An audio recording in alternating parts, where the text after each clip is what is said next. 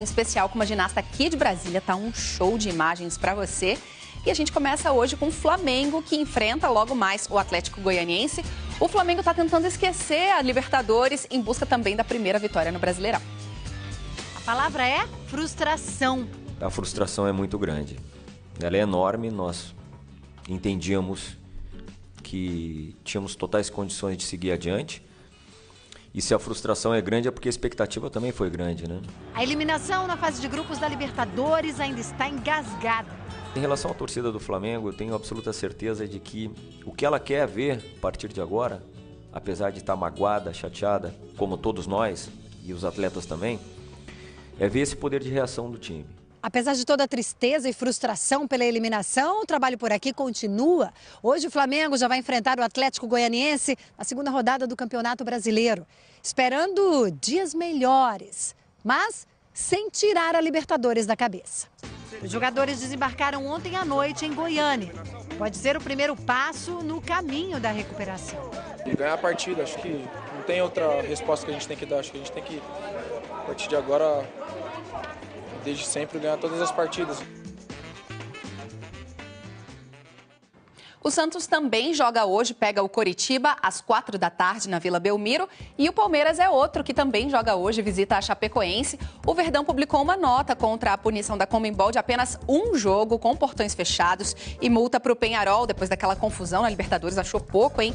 Mas falando de Brasileirão agora, hoje o técnico Cuca vai poupar os titulares. Um ritual que é cada vez mais comum. Alexandre Matos, o diretor de futebol, pega o microfone e faz as apresentações. Cumprimento pra cá, aperto de mão pra lá, fotos segurando a camisa. Aí eles recebem um livro com a história do clube e pronto. Só nesta temporada já são 12 contratações. Os dois últimos chegaram com as qualidades na ponta da língua. Sou um jogador que tem uma velocidade, uma boa velocidade. E quando eu chego no fundo eu procuro dar passe, né? Para gol. Marcação, velocidade, cabeceio, desarme. Mas eu vim aqui para ajudar, não importa a função, se precisar de lateral esquerdo eu vou fazer, precisar de volante eu vou fazer. Juninho tem 22 anos e estava no Coritiba. Assinou um contrato até 2022 e o Palmeiras pagou pouco mais de 10 milhões de reais por ele.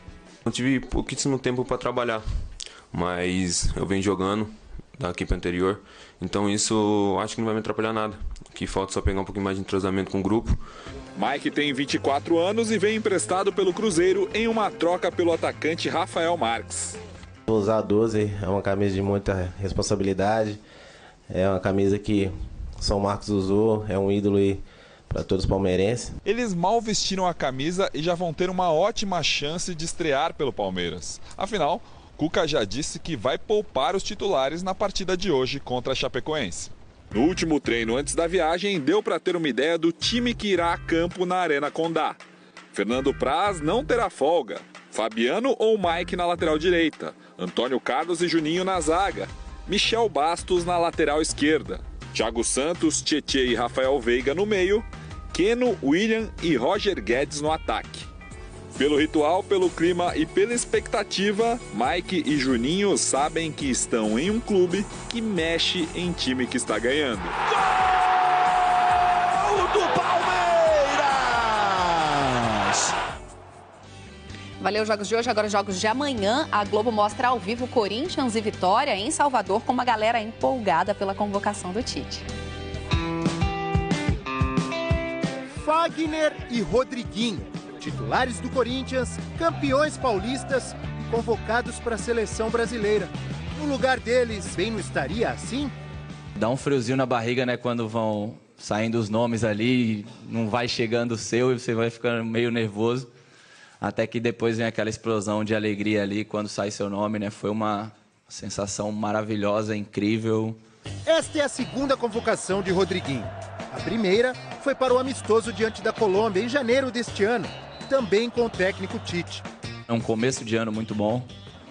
O título e os gols estão ajudando a provar isso, e com a convocação agora, realmente então não tem como discutir que é realmente o melhor momento da minha carreira. Além de Rodriguinho em ótima fase, o Corinthians leva para Salvador também bons números atuando fora de casa neste ano de 2017.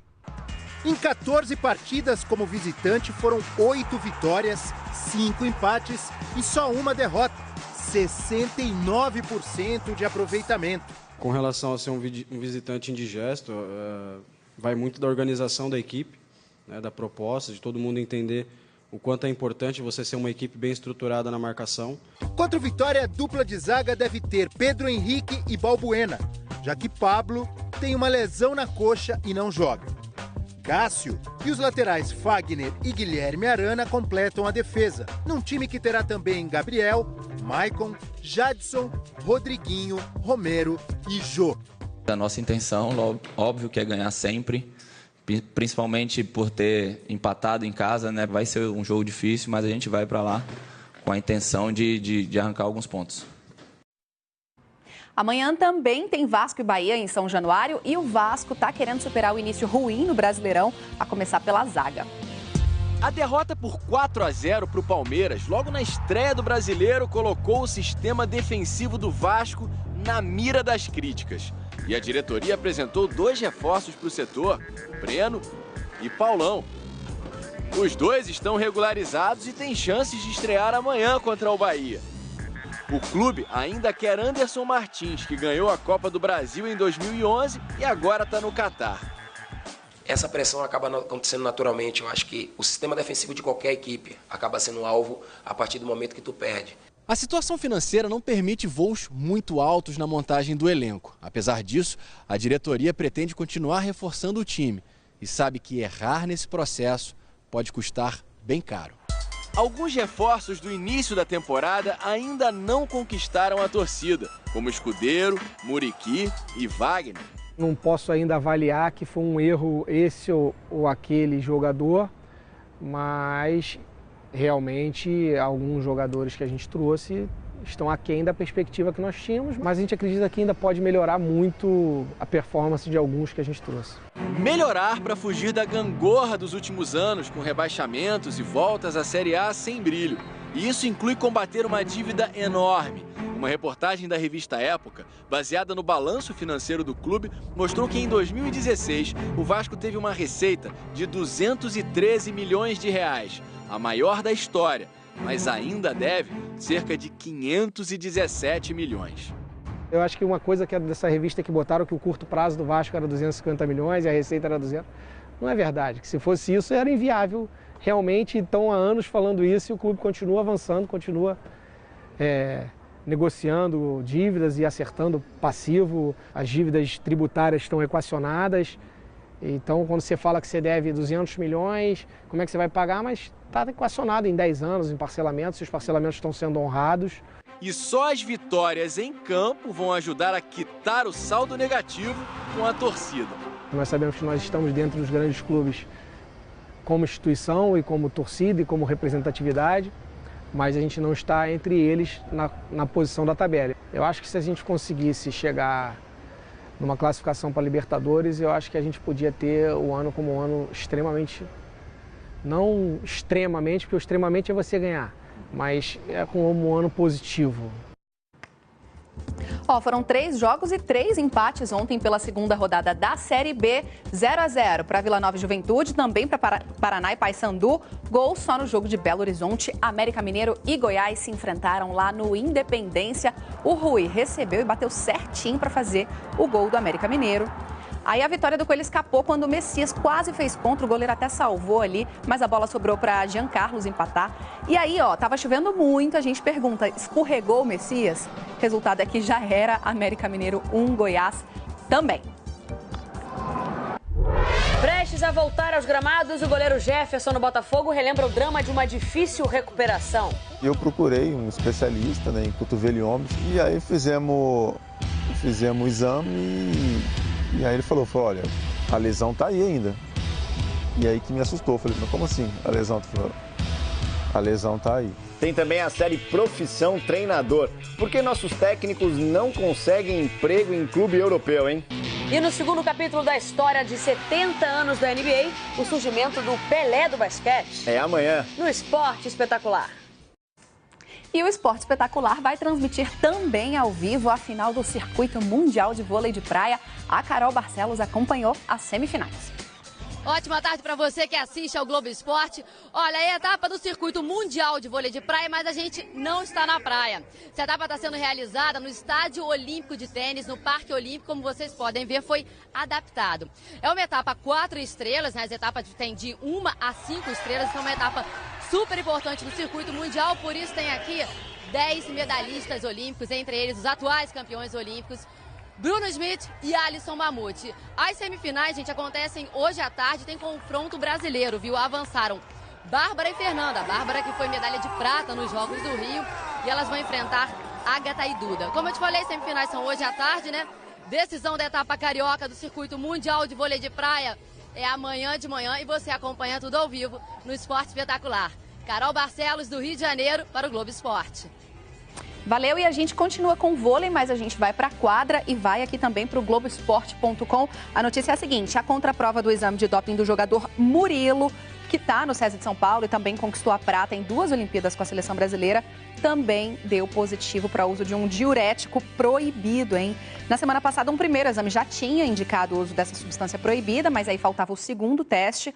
O SESI e a Federação Internacional de Vôlei ainda não confirmaram o resultado dessa contraprova. A gente continua acompanhando isso por aqui. E hoje está um tempinho assim meio nublado, né? Mas isso não é desculpa para o povo aqui de Brasília não, viu? O DF é campeão na prática de exercício físico, segundo uma pesquisa do IBGE. Então é isso, bora se mexer, meu povo. Nas academias, nos parques, no Lago Paranoá. É fácil encontrar gente se exercitando no Distrito Federal. Basta a pessoa ter força de vontade, levantar do sofá e sair. A gente tem onde ir sem precisar ter um custo alto, né? Que as pessoas reclamam muito que as academias costumam ser caras e tal. Então aqui esses lugares ao ar livre são ótimos para prática de atividade física. E quando o assunto é atividade física, o DF está em primeiro lugar no país, de acordo com o IBGE. O estudo faz parte da Pesquisa Nacional por Amostra de Domicílios.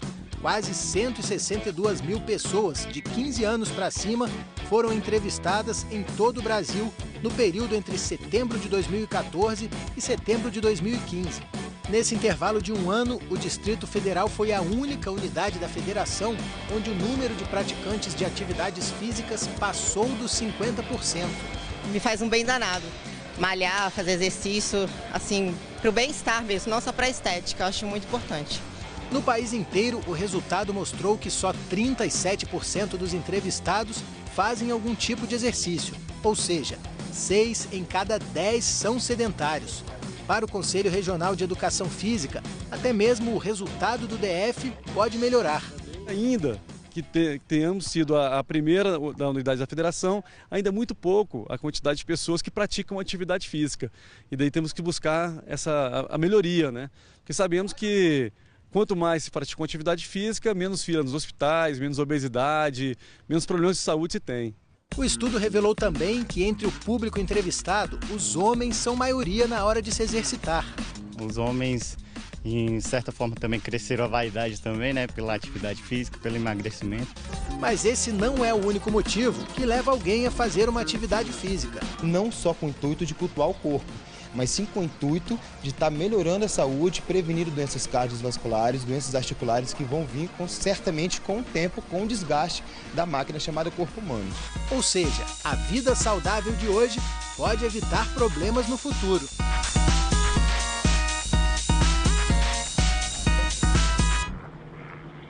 E agora se liga no break do break. O intervalo é rapidão. A gente volta com emoção à história da Dani, ginasta que está na seleção. E você, sai daí não.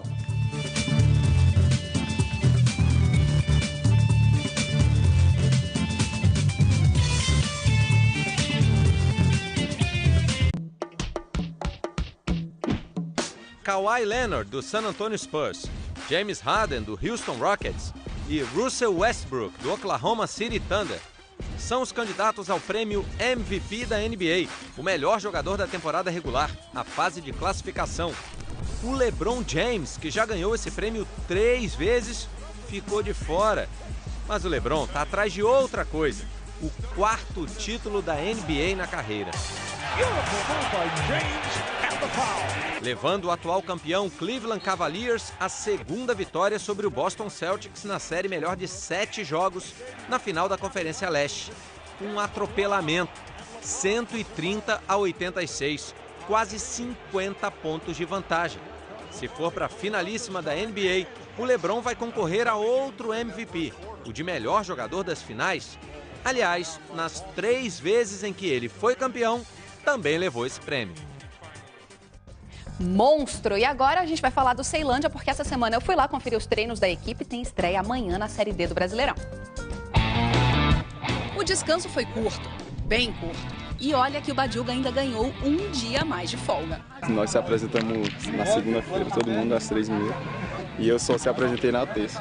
Foram 2 semanas de intervalo entre a final do Candangão e a estreia na Série D do Campeonato Brasileiro. O Ceilândia faz o primeiro jogo amanhã, no Abadião, contra o Anápolis. Acho que chegar na final era o mais importante para a equipe do Ceilândia.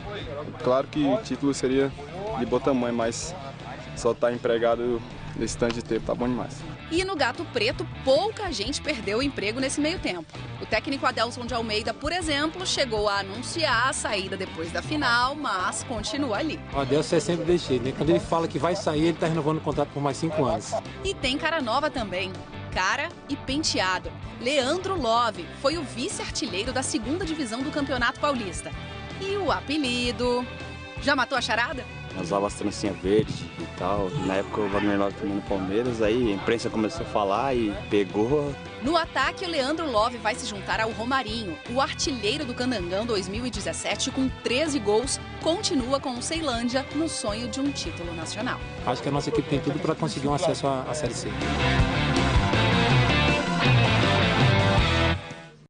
Jogo amanhã às 4 no Abadião, sorte para os meninos. E agora a gente vai contar uma história da jovem Daniele Brandão, atleta aqui de Brasília, que foi convocada para a Seleção Brasileira de Ginástica Rítmica. É a dona Diva quem organiza as dezenas de medalhas. Uma mistura de mãe e fã. Eu nunca perdi nem um campeonato, nem torneio. Eu sempre tô ali com ela, ao lado dela.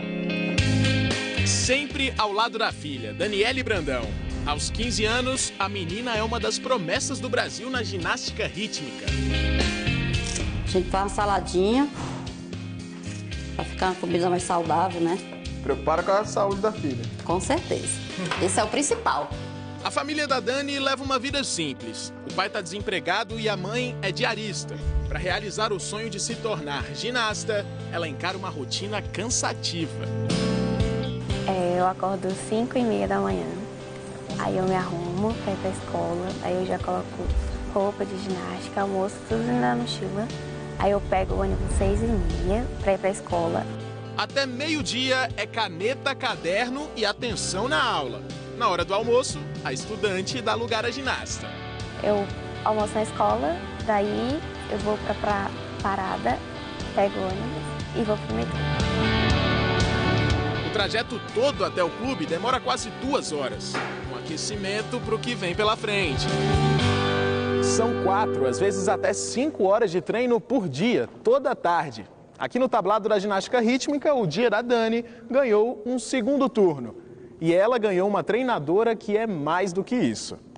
É minha segunda mãe. Já são 6 anos sob os cuidados da Kelly. Dani, coxa aqui. Mas todo esse trabalho esbarrou em um problema. Um dos critérios para ser seleção brasileira era ter participado de algum campeonato brasileiro. E a gente nunca tinha ido com a Dani a nenhum campeonato brasileiro, porque é uma competição que tem um custo muito alto. Para participar da seletiva da seleção em Aracaju, ela precisava de quase R$7.000. A família da Dani não tinha o dinheiro para financiar a viagem. Uma carreira promissora estava em risco. Mas aí a Kelly, as colegas de treino e até outras equipes de ginástica de Brasília resolveram fazer uma vaquinha. E realmente o pessoal abraçou essa ideia, né? E a gente conseguiu arrecadar. Resultado, a Dani foi aprovada e agora faz parte da seleção que vai para o próximo ciclo olímpico. Fui lá, meu Deus do céu, que bom. Foi uma alegria muito... Foi muito emocionante, muito mesmo. No lugar das horas dentro do ônibus e do metrô, ela agora tem nutricionista, fisioterapeuta, toda uma estrutura no Centro de Treinamento de Aracaju. Ela foi uma das 8 escolhidas. Eu acho que ela tem esse brilho no olhar, ela quer muito, ela gosta muito, eu acho que isso fez a diferença.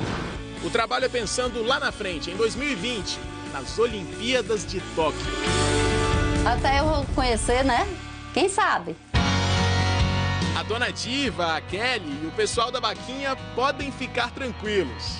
É treinar com muito esforço e representar eles que me ajudaram também.